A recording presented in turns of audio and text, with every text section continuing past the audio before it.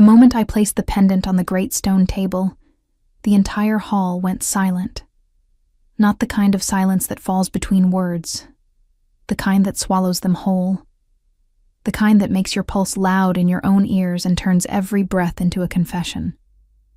43 wolves staring at me, a girl who had no business being in that hall at all, holding something that belonged to the most feared AlphaKing in the Northern Territories. I had found it 3 days ago, half buried in the mud near the eastern ridge where the river bends sharp and cold.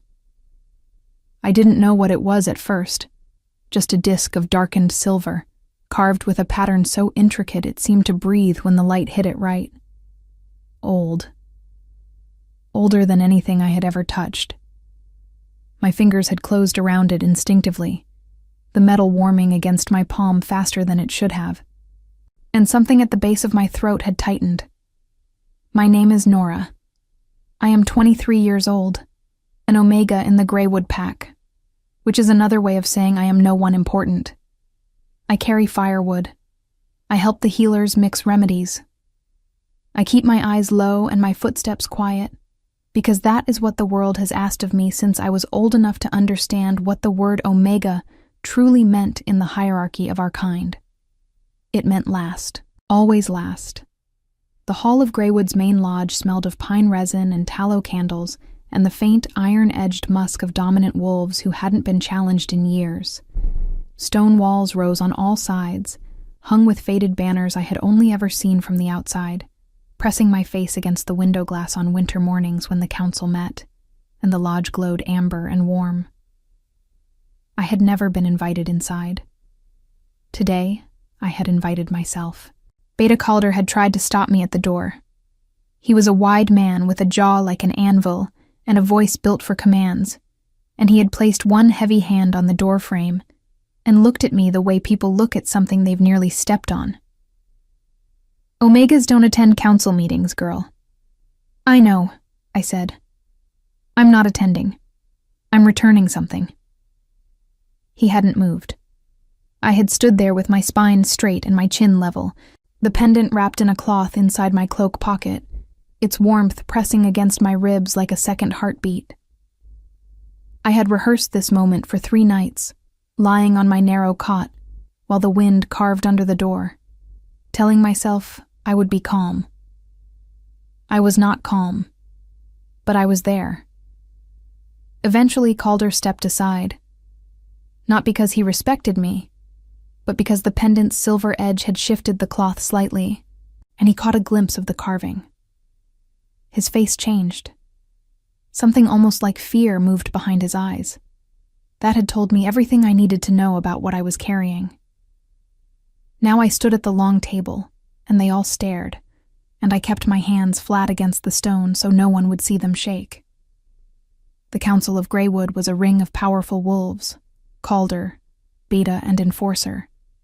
Seraphine, head healer, and the only woman in the room whose presence commanded silence on its own terms.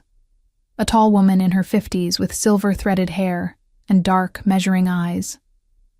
Old Fen, who tracked territories and knew every border treaty signed in the last century, and 4-pack alphas from the surrounding regions, men who smelled of forest and old authority. At the head of the table, the chair was empty. That was the first strange thing. The chair where AlphaKing Orion was meant to sit stood empty and unclaimed, as though even furniture understood better than to occupy that space uninvited. The second strange thing was the map spread across the entire surface of the table, covered in markings I couldn't read. Territorial lines redrawn in red, routes circled, locations starred. Something had been happening in these lands. Something that had everyone in this room tense, in a way that went beyond the ordinary pressures of politics. Seraphine was the first to speak. "Where did you find it?" Her voice was low and careful. "Eastern Ridge," I said. "Near the river bend. It was in the mud, just below the surface. 3 days ago, at dawn." A sound ran around the room. Not quite words, more like a collective exhale that carried several different emotions at once. Fen pressed both his weathered hands flat on the table and stared at the pendant as though it might move. Calder's voice came from behind me.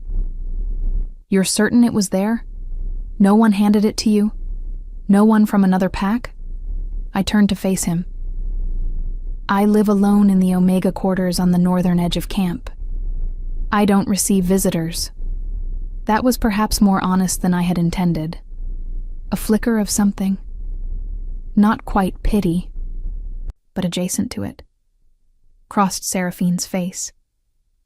She reached for the pendant, then stopped, her fingers hovering just above the cloth. "Only the king can touch it," Old Fen said quietly. "That's the law." "I've already touched it," I said. "For 3 days." The silence that followed was different from the first one. This silence had texture. It pressed against my skin and asked questions I didn't know how to answer. I wasn't sure what I had expected. Gratitude, perhaps, or at least a brisk dismissal, and maybe a token acknowledgement that I had done something decent. What I had not expected was the way Seraphine's gaze moved from the pendant to me, and then stayed there, studying me the way she studied unusual herbs brought in from unknown territories. "Sit down," she said finally. Sit down, Nora." The fact that she knew my name startled me more than anything else in that room. I pulled out the nearest chair, one meant for pack alphas, made of dark oak and carved with territorial symbols, and sat and folded my hands in my lap, and waited. Old Fen cleared his throat. "The king has been looking for this for 11 days. 11 days. I had found it 3 days ago, which meant it had been missing for 8 days before I pulled it from the mud. 8 days during which the Alpha King of the Northern Territories had been without whatever this pendant meant to him, and no one at this table had told me yet what that actually was. "What is it?" I asked. No one answered immediately. The candles on the iron chandelier above us guttered in a draft from somewhere, throwing shadows that moved like living things across the stone walls. Then the main door opened. Not slowly. Not politely. It opened the way storms arrive.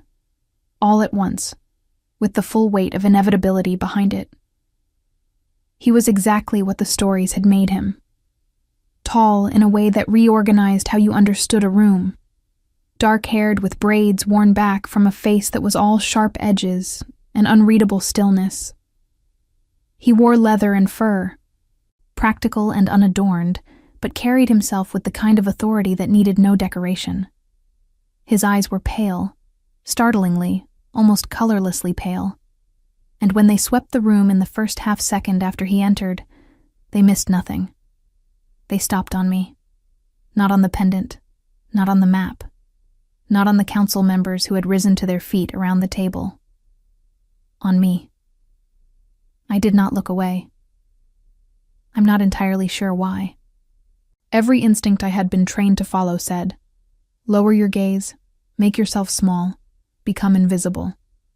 But something held my chin level and my eyes steady, and for 3 full seconds, Alpha King Orion looked at an Omega from the Greywood pack who had no business sitting in his council chair.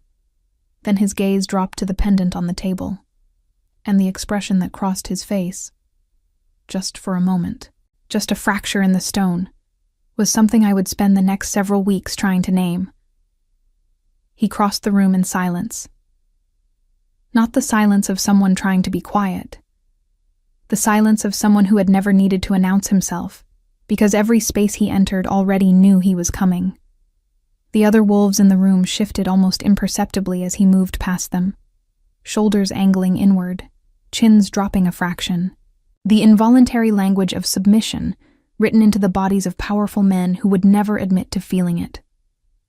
I stayed still, partly because I didn't know what else to do, partly because my legs had decided, somewhere between his entrance and his crossing the room, that they were no longer reliable, and partly because there was something in the way he moved that made stillness feel like the only appropriate response. The way you go quiet in a forest when something ancient passes through it. Orion stopped at the edge of the table. He looked at the pendant for a long moment without touching it. Then he looked at me again. And this time the look lasted longer, and it had more layers to it. You found it, he said. His voice was lower than I expected. Not soft. Nothing about him was soft, but measured, deliberate. The voice of someone who had learned at some cost to choose words carefully. Yes, I said. At the eastern ridge, near the river bend. 3 days ago. It wasn't a question. Someone had already told him, or he simply knew, the way alphas sometimes knew things about their territory that no report had carried to them yet. Yes. And you carried it for 3 days before bringing it here. There was no accusation in it, just the flat observation of a fact, laid between us like something he intended to examine later. I felt the weight of it anyway.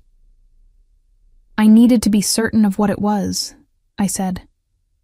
I didn't want to bring something ordinary to the council and waste their time. Seraphine made a sound. Not quite a laugh, not quite a cough. Old Fen studied the map with sudden intense interest. Orion's pale eyes didn't move from mine. And when you were certain? I came immediately. Something shifted in his expression. Not warmth, not yet, and perhaps not ever, but a recalibration of some kind. The way a scale adjusts when the weight placed on it is different from what was anticipated. He reached out and picked up the pendant. The moment his fingers closed around it, the room exhaled. Every person at that table released something they had been holding without knowing it. Even the candles seemed to steady. The pendant disappeared into his closed fist, and he stood there for a moment with his head slightly bowed and his eyes closed, and I had the distinct sense that I was witnessing something private, something I should probably look away from. I didn't.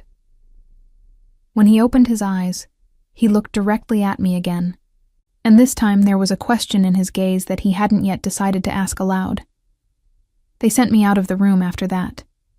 Calder escorted me to the corridor with a hand near my elbow that never quite touched me, as though contact might be interpreted as acknowledgement, and told me to wait. The door closed. I stood alone in the stone passage with its single narrow window overlooking the training yard, where a group of young wolves were running formations in the gray morning light, their breath clouding the air in white bursts.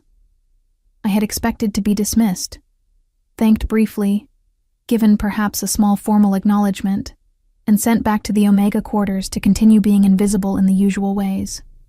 That was the logical outcome. That was the outcome the world had been rehearsing me for. Instead, I waited in the corridor for 40 minutes. I counted them by the movements in the training yard. 3 rotation changes, 2 water breaks, 1 argument between 2 younger wolves that their supervisor ended with a single sharp word. My feet ached. The stone floor was cold even through my boots. I pressed my back against the wall and told myself the waiting meant nothing, that they had simply forgotten I was there. That any moment now Calder would emerge and gesture me toward the exit with the polite indifference of someone disposing of something mildly inconvenient. The door opened, and Seraphine came out instead. She looked at me for a moment, and I had the sense she was completing some internal assessment she had begun in the council room. "Come with me," she said. Her workroom was nothing like the council hall. Where that space was formal and heavy with authority, Seraphine's room was dense with life. Bundles of dried herbs hanging from the rafters, jars of tinctures lined along shelves in order of color and viscosity, maps of different kinds pinned to a corkboard near the window. These ones marked not with territorial boundaries, but with migration patterns and seasonal routes and small notations in a handwriting so precise it looked almost mechanical.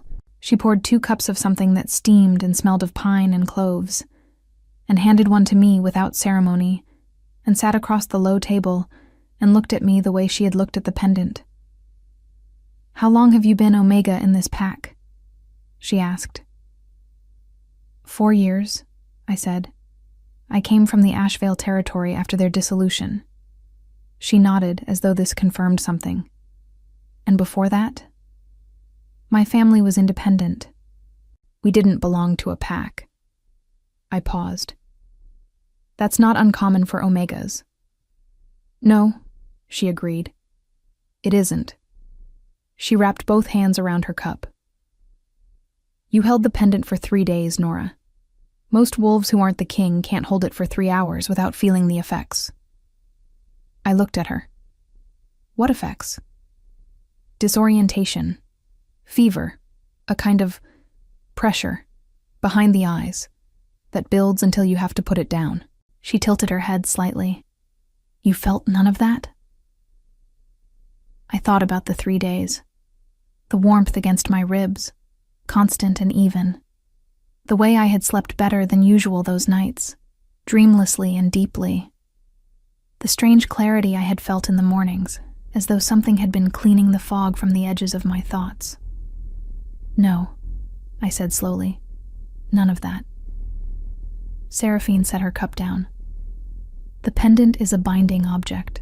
It was made for the AlphaKing's line, specifically to respond to the blood and the will of whoever carries that lineage. For anyone outside that line to hold it comfortably, for days without consequence. She stopped. It isn't supposed to be possible. I sat with that for a moment. I'm an Omega from a dissolved pack, I said. I carry firewood and mix healing remedies. I know what you do here. She said it without unkindness. I also know that isn't all you are. She picked her cup up again.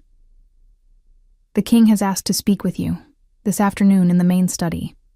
I told him I would prepare you. Prepare me for what? She smiled, and it was a complicated smile, layered with things I couldn't fully read. For the fact that your life is about to become considerably more complicated. I walked back to the Omega quarters in a state somewhere between numb and alert. The kind of suspended clarity that arrives after a shock has passed through the body, and the mind is still deciding what to feel about it. The morning had turned overcast, the sky pressing low and pale over the lodge rooftops, and the smell of coming rain moved through the camp in slow, rolling waves. My quarters were a single room at the northern edge of the residential block. Practical, sparse, mine. A narrow bed, a trunk for clothing, a small shelf where I kept 3 books I had traded work for over the years, and a window that looked out over the tree line into the dark beginning of the forest. I had always found the view steadying. The forest didn't care about hierarchy. The forest simply was. I sat on the edge of my bed and pressed my palm flat against my knee and breathed.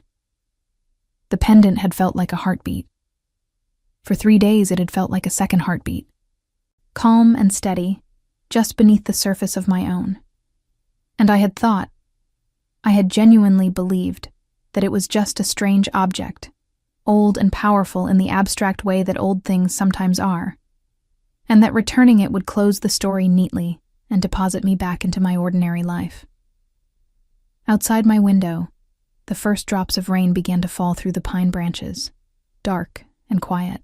I thought about pale eyes that had stopped on my face before they found the thing they were looking for.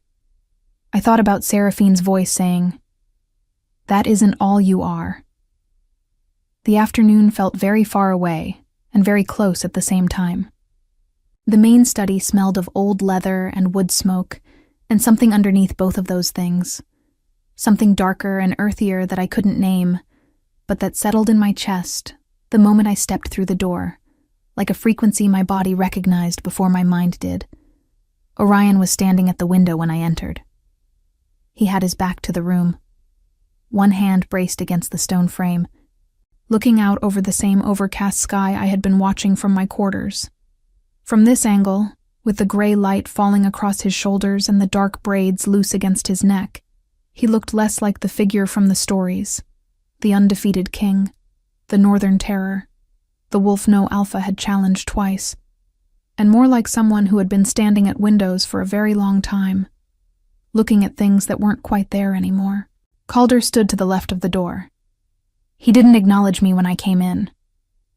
Old Fen sat in the corner with a ledger open in his lap, but his eyes weren't on the page. "Close the door," Orion said, without turning. I closed it. "Sit, if you want." There were 2 chairs near the fireplace, low and worn, the kind of furniture that had been used for actual sitting rather than display. I chose the one farther from the fire because the room was already warm, and because some instinct suggested I should leave the closer chair available. I sat.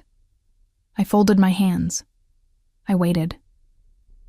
He turned from the window after another moment, and I had the impression he had been using those final seconds to compose something, not his expression, which remained still and unreadable as before, but something interior, something he was choosing how to carry into the room. He crossed to the other chair and sat, and for a moment he simply looked at me, and the firelight moved across his features and found the lines there. Not age, exactly, but weight. The particular weight of someone who has made decisions that cost more than they had budgeted for. "Seraphine tells me you had no reaction to carrying the pendant," he said. "She told me the same thing was unusual. It's more than unusual." He held my gaze steadily. "In 4 generations of my family's line, only those with direct blood connection to the original binding have been able to hold it without consequence. That is 3 people, all of them dead." A brief pause. "And now you." I didn't know what to say to that. I said what was true. "I don't understand what that means." "Neither do I yet." He leaned forward, elbows on his knees, and the posture made him look unexpectedly human. Not the AlphaKing performing authority, but a man confronting a problem he hadn't anticipated. "Tell me about your family." So I told him. It wasn't a long story, or a remarkable one, not the way stories in that room usually went. My parents had been independent wolves, unaffiliated, moving between territories as work and season allowed. My father had been a craftsman, my mother a healer's assistant. They had both passed when I was 17, within the same winter of each other. And I had been alone since then, drifting between packs, taking work where I could find it, landing finally in Greywood because it was large enough that one more quiet Omega went unnoticed. Orion listened without interrupting. He was very good at listening, the kind of listener who makes no sound at all and watches your face rather than the middle distance, so that you become aware of each word as you release it. When I finished, he was quiet for a moment. "Your mother," he said. "Her name." "Eyeless," I said. "Why?" He didn't answer immediately. He looked at the fire. Old Fen in his corner had stopped pretending to read. Calder's posture near the door had shifted. The anvil jaw tightened, the arms crossed, something that might have been discomfort moving behind his eyes. "There was a woman named Eyeless," Orion said carefully, "who served as a healer in the court of my father's pack 30 years ago. She left abruptly, without formal notice. It was noted at the time because she had access to certain restricted archives, including the archive where the binding records are kept." The fire popped softly. Rain moved against the window glass in slow, irregular patterns. "You're saying my mother was in your father's court," I said. "I'm saying it's possible." He looked at me again. "I'm saying the coincidence of your name, your lineage, and your capacity to hold that pendant without harm is the kind of coincidence I've learned not to trust." I sat with it. I turned it over the way you turn a stone over, not certain what's underneath, but knowing the turning is necessary. "What was in the binding records?" I asked. Another pause. This one had texture to it, a decision being made somewhere inside him, about how much to say to a woman who was still, formally, an Omega from a minor pack, with no standing in his court. "Proof," he said finally, "that my line is not the only one capable of carrying the pendant's bond." The days that followed moved strangely. I was not sent back to my ordinary duties. No one formally told me this. No announcement was made.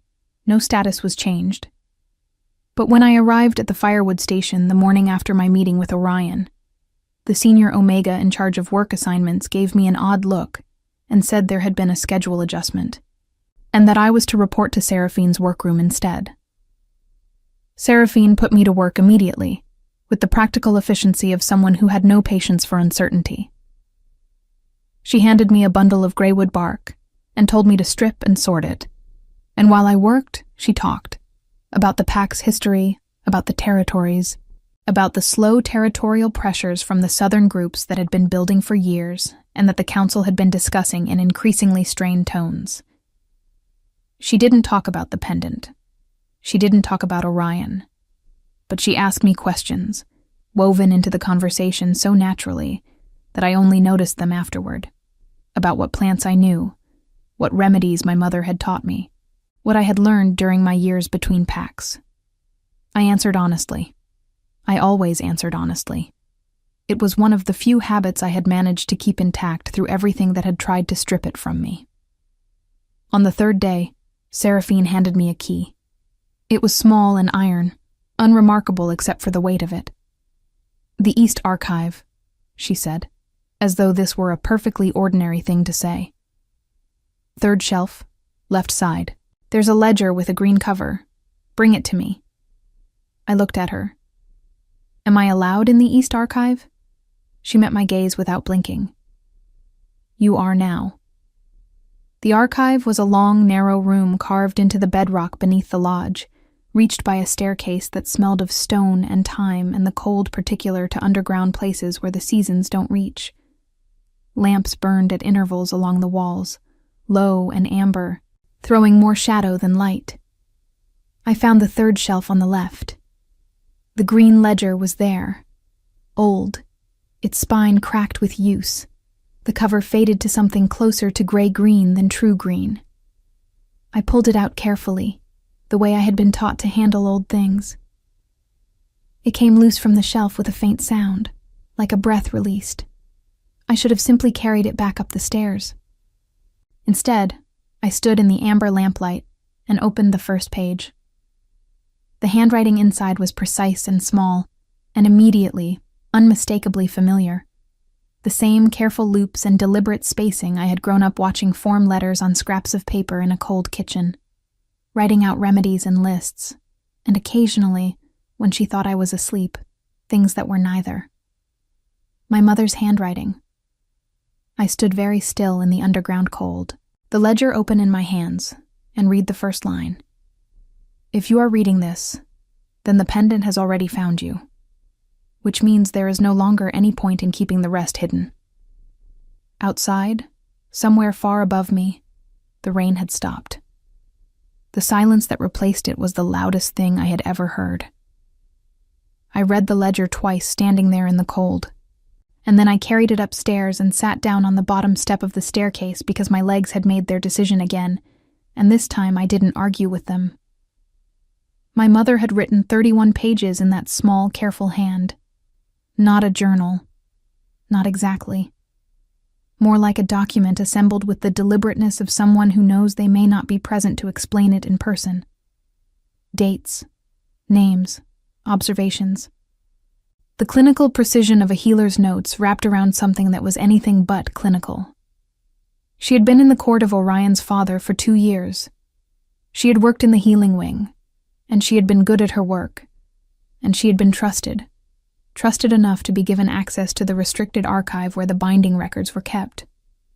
She had read those records, all of them, and what she had found there had frightened her enough to leave without saying goodbye to anyone. The binding, she had written, was not a simple royal artifact. It was older than the current king's line by several generations, old enough that the original maker's name had been worn off the record through recopying. What remained was this. The pendant had been created as a peace object, a bridge between two lines that had been in conflict for so long that the conflict itself had become structural, woven into the way both lines understood themselves. The binding was meant to be held by both, not one or the other. 2 people, 2 bloodlines. The pendant would recognize them both, respond to them both, and the holding of it together was supposed to seal something that words and treaties had failed to seal for generations. But somewhere in the intervening years, the second bloodline had been declared extinct. My mother had not believed this. "I have seen the secondary record," she had written, the one kept separately from the main archive, The one that was meant to be destroyed but wasn't, because the archivist at the time was too careful and perhaps too honest to burn something true just because it was inconvenient. The second line did not end. It dispersed. It went quiet. It learned, as subordinated things often do, to survive by becoming invisible. I read that line 3 times. Becoming invisible. I thought about 4 years of carrying firewood. I thought about lowered eyes and quiet footsteps, and the particular skill of moving through spaces without being remembered. I thought about how thoroughly I had learned it, how it had felt at times, less like survival and more like disappearance. I stood up. I carried the ledger to Seraphine. She was waiting for me. Not with surprise, with the particular stillness of someone who has been waiting and knows the waiting is almost over. She took the ledger from my hands and set it on the table between us, and looked at it for a moment before she looked at me. "You read it," she said. "Yes." "All of it?" "All of it." She nodded slowly. "How do you feel?" It was such a simple question for such a complicated answer. I sat down across from her and pressed my hands flat on my thighs and thought about it honestly. Because she deserved honesty, and because I was tired. Suddenly, bone-deeply tired, of answers that weren't quite true. "Like something I built very carefully is coming apart," I said. "And I'm not sure yet whether what's underneath it is better or worse." Seraphine was quiet for a moment. Then, "Your mother came to me before she left. Not to tell me everything. She was too careful for that. But she left something with me. A sealed letter, with instructions that it was only to be opened if someone from her line arrived at this pack carrying the pendant without harm." She reached into the inner pocket of her coat and placed a small envelope on the table. Folded paper, sealed with plain wax, the seal unbroken.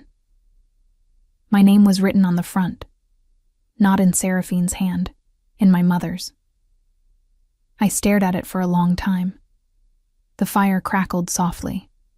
Somewhere in the lodge above us, voices moved through the corridors, the ordinary sounds of the pack's daily life continuing without pause or ceremony, indifferent to the fact that the floor of my world was rearranging itself. I picked up the envelope and broke the seal.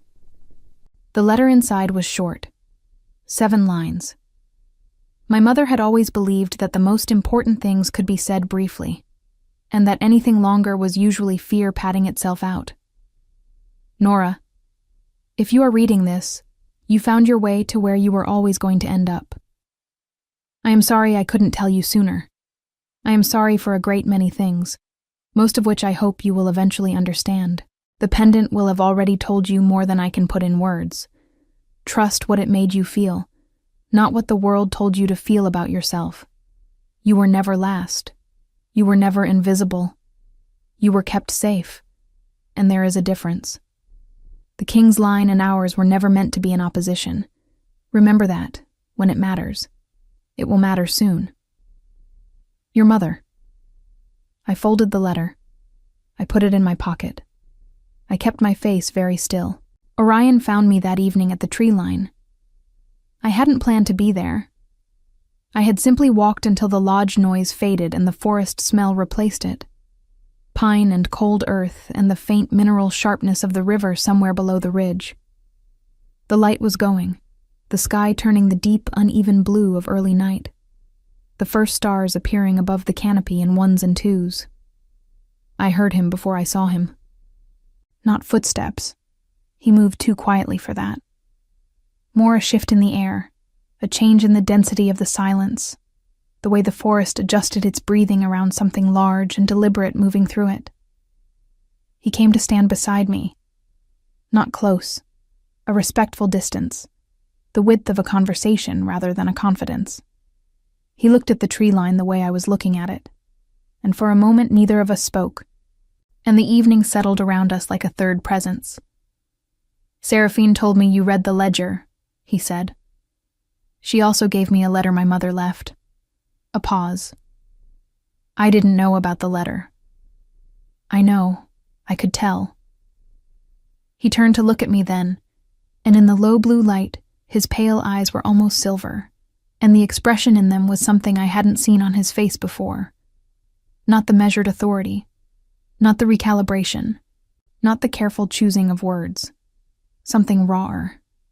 Something that had been sitting behind all of those things waiting for an opening. "I owe you an explanation," he said. "You owe me nothing," I said. "You didn't know. Neither did I." "That's not the point." His voice had dropped. Not in volume, but in register. Something that made it feel like it was meant for this space rather than the council hall. For 11 days, the pendant was missing.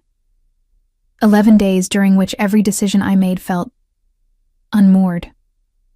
Like navigating without a fixed point. He paused. I didn't understand why until today. I looked at him.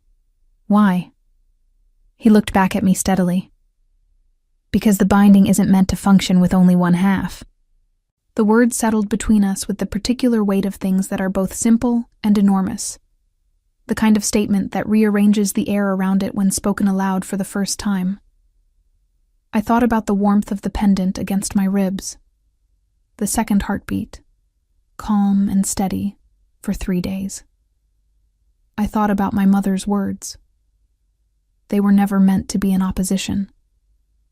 "I'm an Omega from a dissolved pack," I said, not in argument, but because it felt important to say it plainly, to let it exist in the same sentence as everything else. "I know what you are here," he said. "That isn't what I'm talking about." The forest was very quiet around us. Above the canopy, the stars were multiplying, cold and clear and indifferent to what happened below them. "What do you need from me?" I asked. He was quiet for a long moment.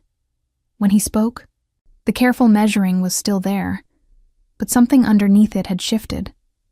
A wall that had been solid beginning to acknowledge, at least, that it was also a door. "Right now?" he said. "Nothing. I need you to know what you are. The rest comes after that." I looked back at the tree line. The dark between the pines was soft and familiar. I had looked at it for 4 years from my narrow window and found it steadying, because the forest didn't care about hierarchy. I was beginning to understand that maybe I had been reading it wrong. Maybe the forest hadn't been indifferent to me. Maybe it had been waiting.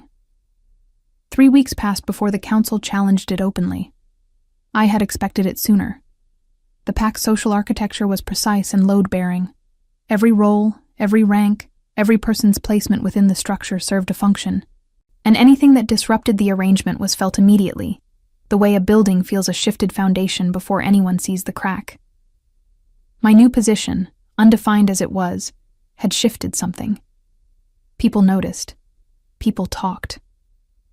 The talking reached the council on a Tuesday morning, carried there by Beta Calder in the form of a formal objection, filed with Old Fen, who was responsible for recording such things, and who had the expression of a man who deeply wished he weren't. I learned about it from Seraphine, who appeared in her workroom doorway while I was cataloging a new shipment of dried herbs and said, in the tone she used for things she found professionally irritating, "The council has called a formal review. They want to examine the binding claim before any status adjustment is considered." She paused. Calder drafted the language himself. It's careful. He knows better than to make it personal. "What does the review involve?" "A demonstration," she said. "The pendant, held jointly, in front of the full council and the visiting pack alphas. If the bond responds, if both of you hold it simultaneously and the binding activates, it's documented proof, undeniable, by pack law." I set down the bundle of herbs in my hand. "And if it doesn't?" She looked at me with the directness she reserved for important things. "Then Calder's objection stands, and you return to your previous assignment, and the ledger is classified as inconclusive historical record." A brief pause. "But Nora, I have spent 40 years working with binding objects and the wolves who carry them. I have never seen anyone hold that pendant the way you did. It will respond. I appreciated her certainty. I wished some of it would cross the room and settle in my chest, where a cold and insistent doubt had been living since the night at the tree line. Orion came to Seraphine's workroom that evening. He knocked, which Seraphine later told me he had never done before in the 12 years she had been in this pack, because AlphaKings did not generally knock on doors in their own territory. She said it with the particular satisfaction of someone filing evidence. He sat across the work table from me, and Seraphine found a reason to be elsewhere with impressive speed for a woman of her age, and the room settled into the quiet that had become, over the past weeks, the default atmosphere between us. Not uncomfortable, not easy, but honest in a way that most silences weren't. "You heard about the review," he said. "This morning. Are you afraid?" I considered the question without deflecting it. Of the demonstration failing? No. Of what it means if it doesn't fail? I looked at him. More than I expected to be. Something moved in his expression. Not surprise, but recognition. The look of someone hearing their own internal weather described accurately by someone else. "I was 26 when I took the AlphaKing's position," he said. It came out without preamble, which was unusual for him. My father had held it for 30 years before me, and he was very good at it, very certain. He never appeared to doubt a decision once it was made. He looked at the pendant where it lay on the table between us, because Seraphine had asked to examine it that afternoon, and he had left it here when he came. I spent the first 3 years waiting to feel certain the way he did. It never came. Eventually, I understood that the certainty I was watching had been performance. A very good performance, by a man who was also underneath it, finding his way through the dark. He picked up the pendant. The silver caught the lamplight, and the carved pattern moved through it in shifting lines. "The bond isn't a diminishment," he said quietly. "That's what I need you to understand before tomorrow.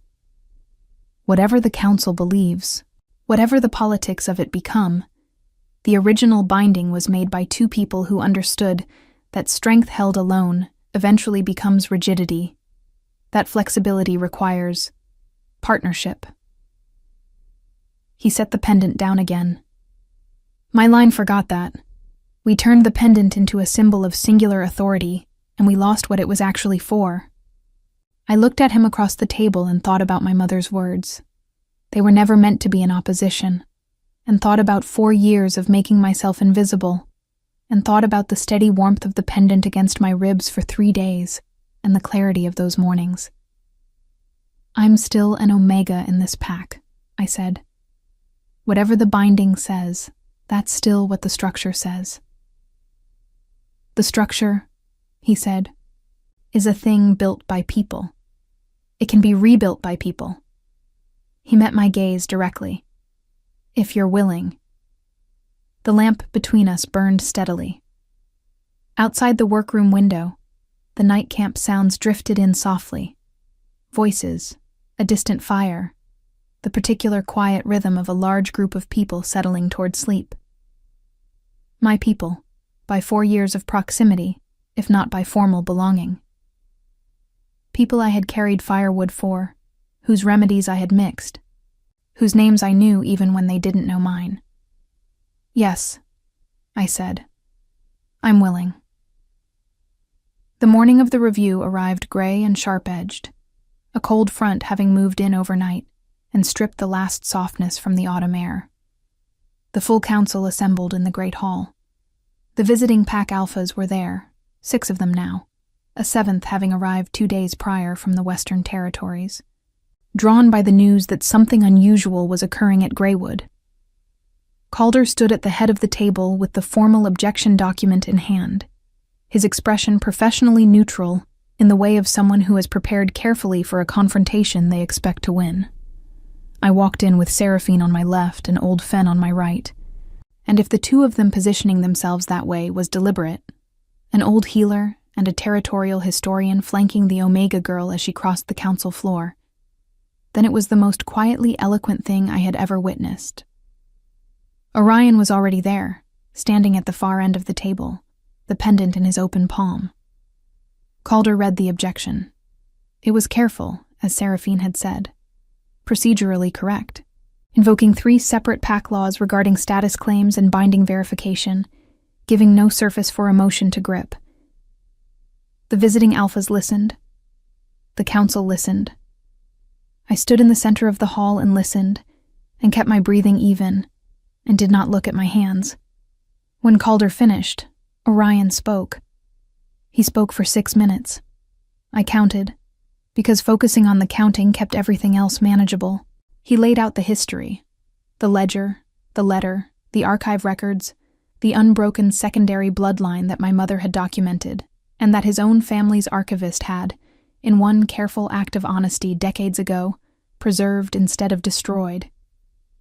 He spoke without theater, without the performance of authority, just the flat, clean presentation of evidence by a man who had clearly decided that the most powerful thing he could do in that room was simply tell the truth.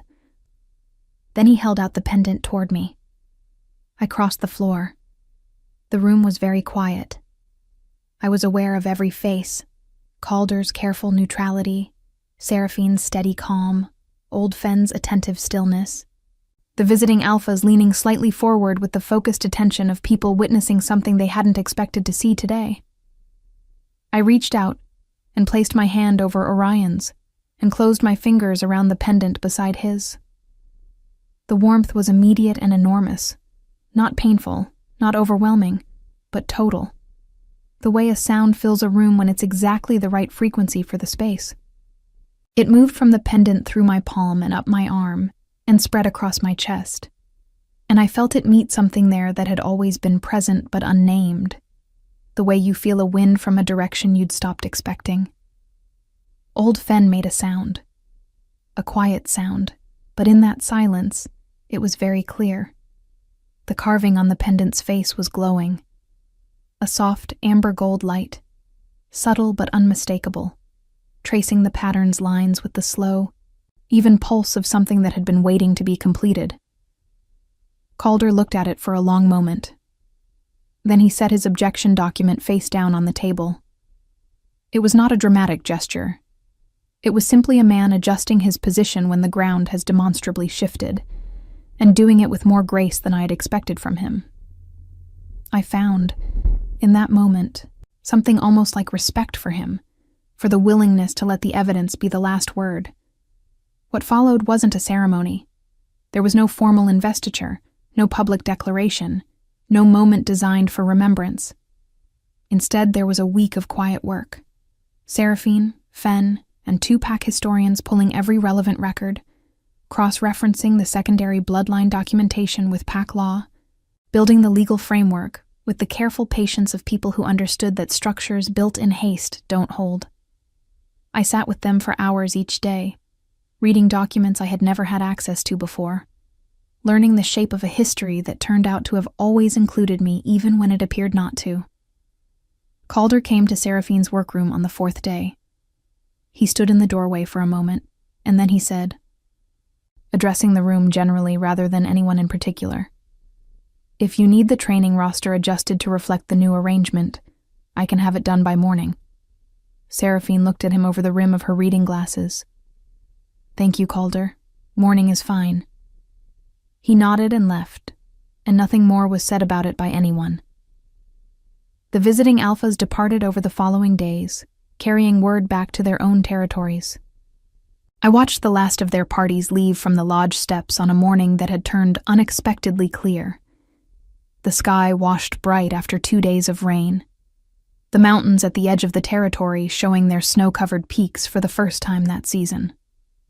Orion came to stand beside me as the last riders disappeared into the tree line. "The southern territories will push back," he said, "when the word reaches them fully. They've been working toward a fractured north for years, and a confirmed binding changes their calculations significantly." "I know," I said. Seraphine briefed me. He looked at me. "You're not afraid of it." I didn't say that. I kept watching the tree line where the riders had gone. I said I know. Knowing and fearing aren't the same thing, and fearing something doesn't mean you can't walk toward it. A pause, then quietly, no, it doesn't. We stood there for a moment in the cold, clear morning, the pack moving behind us through its daily rhythms. Voices and footsteps, and the distant metallic sound of the training yard. All of it familiar now in a way that had shifted from the familiarity of invisibility to something else. Something I was still finding words for. Spring came. The southern pressure came with it. As predicted, 2 formal territorial challenges filed through proper channels, both answered by Greywood's counsel with documentation so thorough that the challenges dissolved without escalating further. Calder handled the correspondence with the focused efficiency of a man who had redirected his considerable capability toward a shared purpose, and who had discovered, perhaps to his own surprise, that he was good at it. Seraphine retired from the full healer's role at midsummer, handing the workroom and its keys and its 30 years of accumulated knowledge to me, with a ceremony that consisted of 1 cup of pine tea and the instruction to trust my own hands, which she had been watching for months and found adequate to the task. She didn't go far, a smaller set of rooms 2 corridors over, where she continued to read and to be consulted, and to offer opinions whether or not they had been requested, which was exactly right. Old Fen outlasted everyone's predictions, as Old Fen had always done, and continued to appear at every council meeting with his ledger, and his quiet attentiveness, and his memory for treaty language that no one else could equal. And Orion learned slowly the particular work of carrying something with someone else rather than alone. It didn't come easily to him. He had built himself around singular authority for too many years for the adjustment to be smooth, and there were council meetings that ended with both of us silent on opposite sides of the room, and evenings where the distance between us had the texture of a disagreement that neither of us had finished having yet. But there were also mornings. Mornings in the study with maps spread between us, and 2 cups of something hot, and the quiet back and forth of 2 people building something together with the care that things worth building require. Mornings at the tree line, where the forest had finally revealed itself to me as what it had always been. Not indifferent, not simply a backdrop, but a constant presence, patient and unhurried. The way love is when it has decided to be permanent rather than urgent. The pendant hung on its chain now, not hidden in a pocket, not buried in mud, but present, worn, the carving familiar to my fingers the way important things become familiar. The warmth of it was steady and quiet, a second heartbeat even now. I was 23 when I walked into the great hall with an object I didn't fully understand and placed it on a stone table in front of people who had no category for me. I had been invisible for 4 years, and I had thought, in some deep and barely examined part of myself, that invisibility might be what I was for. I was wrong about that. What I was for turned out to be exactly this. Standing in the middle of my own life with my eyes open and my hands capable and the knowledge, hard-won and unshakable, that last is not the same as least, that quiet is not the same as small, and that the things the world overlooks have a way, patient and inevitable like spring following the coldest winter, of making themselves known. The pack was whole, the binding was sealed, and I was, at last, entirely, irreversibly found.